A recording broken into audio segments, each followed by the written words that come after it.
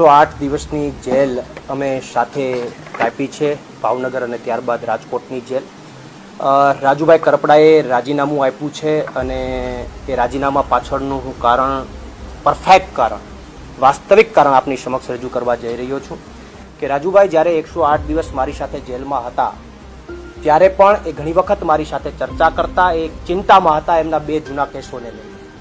એમના ઉપર 307 2 વાર એમની ઉપર જૂના કેસો છે, 2015 અને ત્યારબાદ એક કેસ થયેલો છે. આ બંને કેસોને લઈને વારંવાર ચિંતામાં હતા. એક કેસમાં એમને 5 વર્ષની સજા થયેલી છે, સુરેન્દ્રનગર કોર્ટે એમને 5 વર્ષની સજા કરેલી છે અને બીજો કેસ છે જજમેન્ટ ઉપર હતો. બીજા કેસની અંદર એમના પરિવારના 4 થી 5 સભ્યો હતા.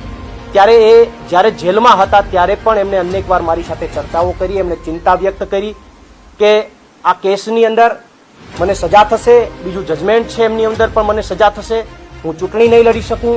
એ વારંવાર આ ચિંતામાં હતા અને બીજેપીએ એમને આ બંને જૂના કેસોને લઈને એની ઉપર ડર પેદા કર્યો, એમને દબાવવાનો પ્રયત્ન કર્યો, એમને તોડવાનો પ્રયત્ન કર્યો અને આ બંને જૂના કેસોના કારણે એકમાં 5 વર્ષની સજા પડી ગયેલી અને બીજા જજમેન્ટ ઉપર જે કેસ હતો, આ બંને કેસોના કારણે જેલમાં ન જવું પડે અને ચૂંટણી લડવા માટેની પણ પરિસ્થિતિ ઊભી ન થાય, એ ડરના કારણે ક્યાંક અને ક્યાંક રાજુભાઈએ રાજીનામું આપ્યું છે. આ વાસ્તવિક